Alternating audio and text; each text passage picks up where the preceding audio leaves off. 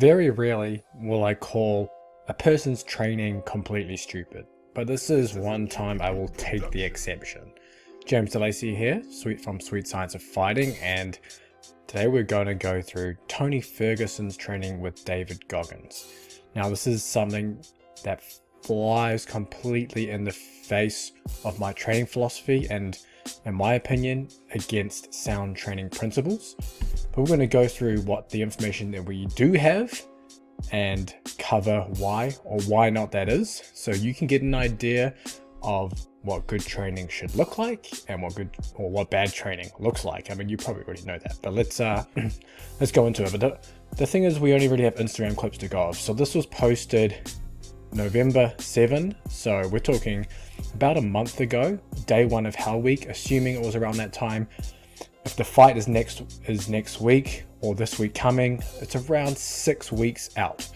So if we're talking, for example, a traditional 8-week fight camp, it's near the beginning of the fight camp, and he's decided to employ David Goggins to help him prepare for this fight against Paddy Pimblett. Now, when you're, this is just, I guess, what would you call it? Just a side effect of having a strong or large social following. You tend to start working with people because of the image that you have. Now, let's run through some of what he's doing first. So, day one of Hell Week. So he's taking the Special Forces Navy SEAL approach to training.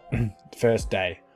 We're 6 weeks out from a fight, remember. So 3+ hours of high intensity tempo cardio, over 600 push-ups, even more chest exercises, stair climb, assault bike, rowing, elliptical, repeated. So let's start with this idea of Hell Week. I mentioned it in the previous breakdown video of Devin Haney with his training, and this idea of mental toughness, grit, developing a unbreakable mind through just random training, pushing you to the limit. Now, this in reality does not happen. There are certain types of people that thrive off this. Tony is probably one of them. And you are not developing mental toughness from doing hard exercise. Someone who is considered mentally tough in a fight, if you're imagining it at the top of your head, it will be someone who pushes through, say, adversity in a fight. They're being dominated in a fight, they push through, they find a way to get the job done. Now, if we look at that definition of mental toughness within a fight, doing a whole bunch of push-ups and other random stuff is not going to translate to you being able to solve that problem of you being dominated in a fight and turning it around. The only way you're going to turn that fight around is through a superior skill set of being able to know what to do, when to do it, and to solve the problem in front of you, which takes more time on the mat and the octagon, etc., etc. Now, further with this idea of Hell Week, when we're looking at Special Forces, etc., they do Hell Week once in their entire career. And the only point of doing it is to weed out people that they don't want as Special Forces. Now, does that mean that you should do this as a fighter to prepare for a competition? No, it does not. The whole goal of that, as I mentioned, is to weed out someone who may not be built for something that is life and death. As a training modality, all you're doing is adding a shit ton of fatigue. Now, if we go into this first day, 3+ hours, okay? High intensity, we'll put in quotation marks because 0% of this is high intensity. High intensity is measured through typically power output or just outputs generally. Heart rate can be I guess a metric of intensity, but just redlining yourself doing this, the intensity is not high enough for it to have any significant effects in developing the adaptations that you want to. So a whole bunch of cardio, a whole lot of push-ups and chest exercises for a fighter who is always in these positions in front of you, grappling, punching, striking, etc. Overloading even more on top of that with the shoulders doesn't make one bit of sense at all. On top of that, then you're just doing a shit ton of other cardio. Now, Tony Ferguson is not known for having poor cardio. So for him, 6 weeks out, to blast himself like this with even more volume than what anecdotally has been told in various podcasts, say from Eddie Bravo, of how hard and how much he trains his cardio, it's just like, it doesn't make any sense. You're just topping up what he already has. He's lost his last, I think, 6 fights or so, and I don't believe it's because of cardio that he lost those fights. And again, he has the skill set as a great fighter, but perhaps as you age, the first thing that starts to decline: speed, power, muscle mass. As you age, those are the things that decline fastest, the hardest to retain. So it makes sense as an older fighter to really, I guess you could say, dial in on those aspects of your training, because those are what is going to make the biggest difference in the long run. Yes, obviously you need a gas tank, etc., but that stuff is relatively easy to develop and relatively easy to keep as you age versus the other 3. And those other 3 will be the difference makers in a fight compared to having that little bit of extra cardio, or in this case, mental toughness. Another good analogy around the mental toughness side is you take a CEO of a Fortune 500 company, you take a Navy SEAL, you have them swap roles. They're considered mentally tough in those original roles that they're trained for, but then what happens when you switch them? Now suddenly they're not mentally tough because they can't do the job? No, it's because they're not prepared for that job. That's kind of the idea that I'm getting at here. So that's day 1 of Hell Week for you from David Goggins. Day 2. So I think this is interesting what David Goggins is writing here. So he's saying, if you're fighting for 51 minutes of lunges? I have not seen that part. Well, I hope it's not 51 minutes of lunges. It very well could be. He's saying, if you're fighting for 15 minutes, you have to put in thousands of hours in training, practicing, studying the craft and your opponent, etc. 100% I agree. But then he goes on to say, the exact math might get you to that last round, but you'll never be a champion. And then he just talks about training the mind, I guess through doing lunges and things like that, and going through. Now, 1 mile of lunges. Yeah, so it's like, okay, what's the point? What are you trying to achieve physiologically, physically, whatever it is, from doing this type of training? So the day before, you did 3+ hours of essentially endless cardio and chest. That's summed up in a nutshell. The next day, you're now doing a shit ton of lunges.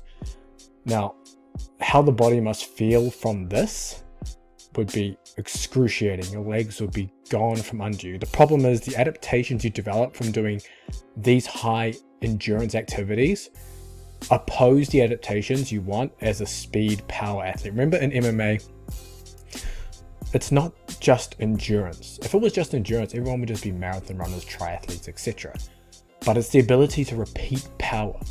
And repeating power means you have to have power in the first place.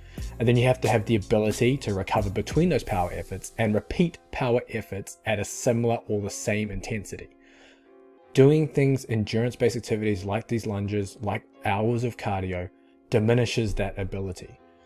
And that's just because of the differing adaptations you're getting doing these. Obviously, when you're doing straight power, I guess you go strength power work, you're tapping into faster twitch muscle fibers. You're getting complete rest and you're recovering fully between efforts, so you can actually display maximal efforts during each rep you're doing. And then depending, obviously, as you get closer to the fight, you might reduce that rest, but you're still maintaining high power outputs while you're doing it. Versus doing something like this, where you're targeting slower twitch fibers, you're not producing as much force or, I guess, outputs while you do it. And it just becomes a long duration, sub-maximal, grueling exercise. Now that was day 2. So this is day 3. Oh no, sorry, this is still day 2. So they finished the lunges and then they head straight onto the treadmill. He says most of the footage will never be seen, which means there's even more on top of all of this. And this is in 2 days. And if we talk about training load within, just generally, not even just in a training camp, just training load, a very simple way of tracking, geez, I think you almost fell off.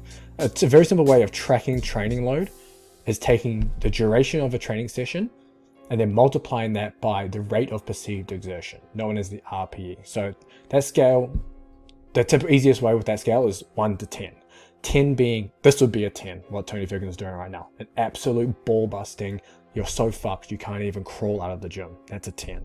A 1 would be like going for a walk to your mailbox.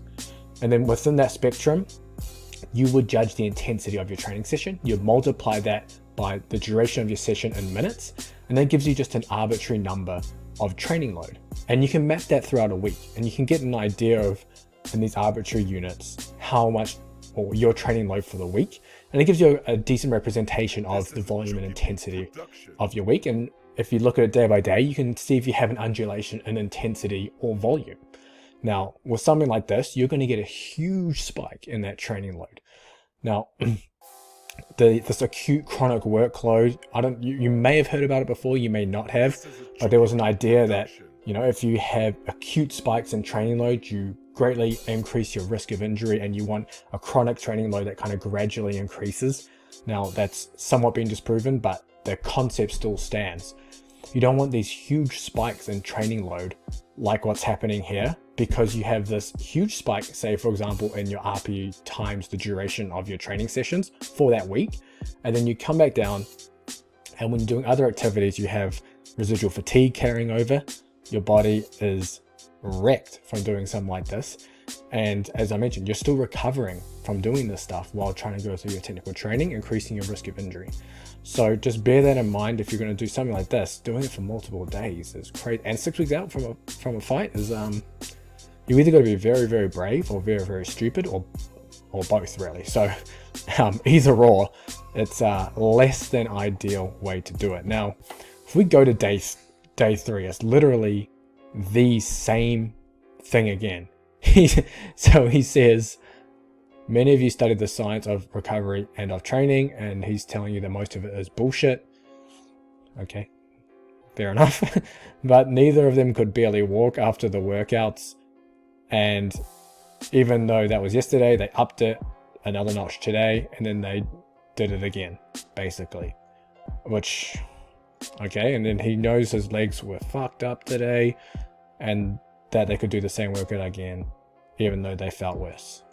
And they couldn't walk. When a man cannot walk, don't make him crawl, make the motherfucker. Look, the mentality's right. The mentality, okay, I understand, especially with some of these crazy fighters and things. It's right up their alley, and yep, I'm sure, like in the cage, that's the kind of mentality you gotta have. But in training, under certain circumstances, it is not the mentality that you need. And now with day 3, you're doing more lunges on top of everything else. His legs would be absolutely cooked. So then we go day 4. So I think this is after you got a lot of backlash. So he's trying to say, like, rather than trying to find a flaw in the methodology, try to find inspiration. Yeah, I guess, sure. But this is where it's interesting. So when you train a person like Tony, you have to find their limit, and once you find it, this is when you have to push them way beyond it. Now, there's more than one way to push someone's limits, and this way is, 1, super fatiguing to the point where you're going to need a week to recover from something like this. 2, it's probably not having any beneficial impact on his fighting conditioning or fitness, because he's already a cardio machine. What more do you want to get out of something like this by doing more low intensity?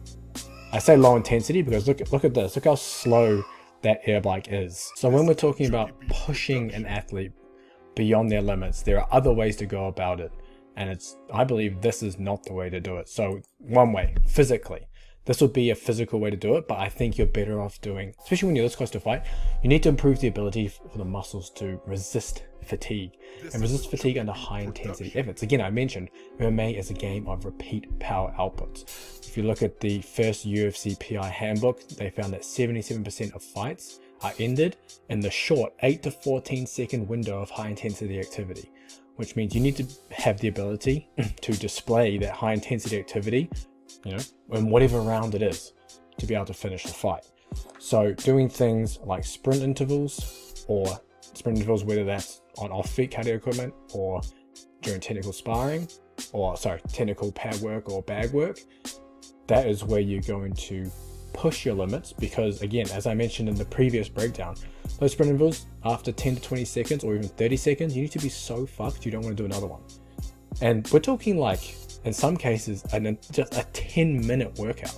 And that 10-minute workout can be so grueling that, like, for example, I did 10-second, in fact, I didn't even do 10 of them. I think I did 3 or 4 20-second bouts with 10 or 20 seconds rest, max sprints on the bike, and I did it upstairs in a commercial gym. I could barely walk down the stairs, and that's not much work. Doing something like that is going to have far more beneficial effects because you're developing the muscular adaptations to resist fatigue. Remember, a lot of this long endurance work, yes, you're going to see peripheral adaptations within the muscle. Typically, we see endurance work potentially develop greater capillary density, or the blood vessels going within the muscle, so you can diffuse that oxygen. Obviously, there's more to it than just that, but you're predominantly looking at central adaptations or adaptations at the heart. A lot of people have, I wouldn't say well-developed central adaptations, but most people neglect the other side, and these peripheral adaptations tend to be important. If you look at some of the newer research coming out of professional boxing by Andrew Usher, he's shown that potentially, at least within the cohort that he studied, that these boxers, yeah, they have relatively well-developed central adaptations, but at the muscular level, they're not recovering between rounds. And maybe more training geared towards these peripheral adaptations may be beneficial. Now, the third way is through pushing them technically. And again, when the podcast comes out with Sean Mishka, we actually dive into a lot of this approach around the ecological design of training for MMA, or I guess most combat sports. You can also listen to John Mackey's second episode. We dive into this a bit. Even the end of Gary Turner's episode and Scott Swervewright, we also dive into this kind of approach to training. It is a philosophy that I truly do believe in and used a lot with various professional athletes in terms of coaching, you could say, speed and other attributes around that. But it is one where you can push the athlete technically, and it's by creating scenarios where they either struggle a lot, or by creating scenarios that they have to solve the problem of that their opponent may show a lot during the fight. Now, it's one of the reasons where I believe Sean Strickland, and same with Sean Mishka during that podcast, believes got the upper hand on Israel Adesanya. Because he spars so often, he's solving problems all the damn time in different scenarios, different people, different looks, different anthropometry he's always looking at. He's having to solve issues every damn day. You can do similar, you don't spar every day and get your head knocked in, but having scenarios during your training, for example, Tony Ferguson, I haven't gone and analyzing his previous fights and how he lost and stuff, but however, maybe if there's a common thread, you would set up let's not call them drills, but you'd set up technical sparring sessions or whatever it is around the idea, starting in those uncomfortable positions where he may be less comfortable. Every fighter has positions where they're not as comfortable as others, and it will be about pushing technically in those, and you can use change the work-rest ratio depending on what you want to do there. You can do full 5-minute rounds, you can do intervals based on it, you can change the rules or constraints around that technical drill to have Tony or the fighter trying to solve the issue using different tools. And that is the whole idea of good practice design, and a way to push someone to the edge without having to do something like this that is really, it is mindless. It is mindless work. It's just doing work to do work. Whether this translates to him in the fight, who knows? Regardless, if he wins the fight, am I going to have people come into the comment section telling me I'm wrong, he won? No, I don't care. Regardless, people win all the time despite the training they do. In fact, I would say most top athletes at the very elite level win despite the training they do. Look at LeBron James's training. His strength conditioning training, dog shit. Doesn't matter. He's the best in the game. Usain Bolt. Have you seen his strength conditioning training? Looks dog shit. Doesn't matter. He runs world record 100-meter sprints. Those are just two easy examples there.